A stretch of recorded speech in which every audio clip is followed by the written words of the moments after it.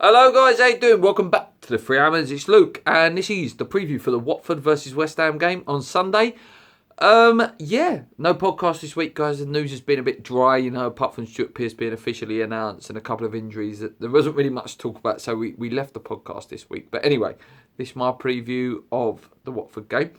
Watford, guys, a team that I quite like, actually. They've come from the low leagues, and they've got like a lot of history, like from where they've come from back in the day, and they're sort of establishing themselves as not an half decent Premier League team. They've probably got one of the most sought after managers in certainly English football. Obviously, probably Poch is probably the most sought after manager sort of in world football, if you're sort of thinking of who could be linked with the big jobs next. But in Marco Silva, obviously, recently rumours that he's just rejected Everton. Apparently, we were sniffing around him a bit as well. And he's certainly a manager I would love to see at West Ham in the summer if the David Moyes thing is just a short-term project. How much the rumours with Everton will affect Marco Silva, who knows? Maybe he does sort of fancy that role. Who knows what's going to happen there? But maybe that will be playing on possibly the players and the manager's mind going into Sunday's game. Their last few games, guys, they actually lost to Everton 3-2. Everton, much needed win for them, and it was a result that actually put us in the relegation zone, sadly. They've recently lost to Stoke, they've lost to Chelsea, and their last win came against Arsenal on the 14th of October. That was a game where Arsenal missed bundles and bundles of chances, and Watford just sort of were a bit grittier. And I remember, obviously, the famous line from Troy Deeney was he got on and he straight away noticed that Arsenal didn't have the cojones, as he said, for it. So, they've not won in 3. So, good time to play West Ham, unfortunately. But, they're certainly conceding a few goals here and there. And that Everton game, and especially being the third one on the bounce, might have knocked a bit of confidence out of them. They currently sit 9th. After 11 games, they've got 4 wins, 3 draws, 4 losses. So, steady going. Like I say, a 9th for a team like Watford at the moment is good going. Their top goal scorer is Richarlison on 4. Ducari also has scored 4.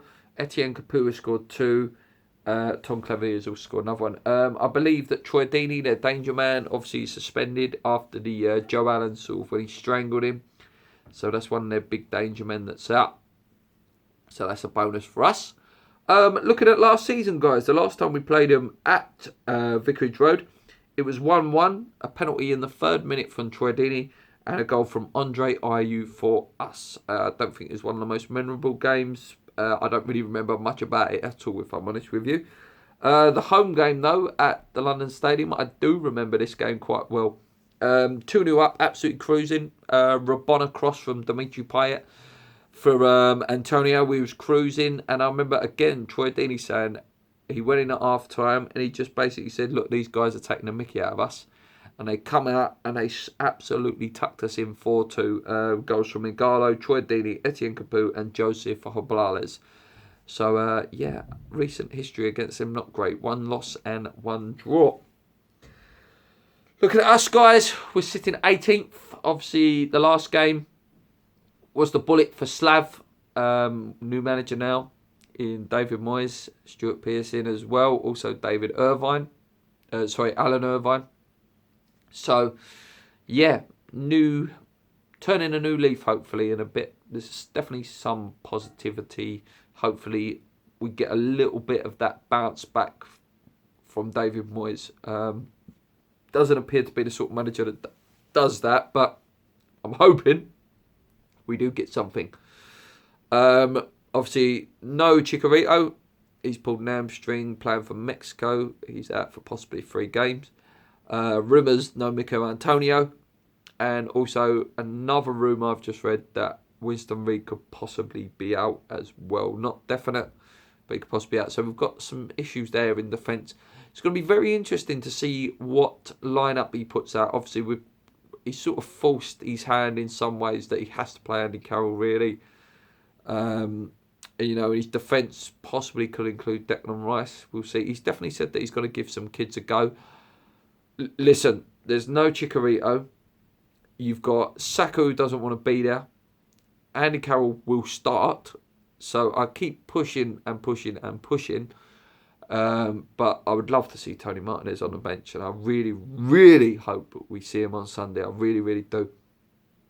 I just hope that, you know, week and a half of training that he's put in, we see a rise in intensity levels, and just a little bit of organisation would be nice. I'm not expecting miracles, guys, because that's going to take maybe 6 weeks for him to get that sort of, you know, especially the fitness levels, that they're going to take about 6 weeks to reach peak levels. Prediction-wise, I can see 2-2. I think we will score some goals, but also, you know, we're still a bit shaky at the back. But hopefully, like I say, David Moyes' organisation, hopefully we might be able to keep a clean sheet. You know, Joe Hart looked really good against Brazil last night. So there's some positives there, guys. Let me know your predictions, guys. Let me know what sort of lineup you want to see for David Moyes' first game.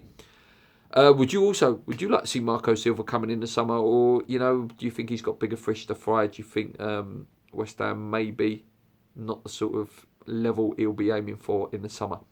Until then, guys, keep believing. Come on, you irons. Please subscribe. Let's go.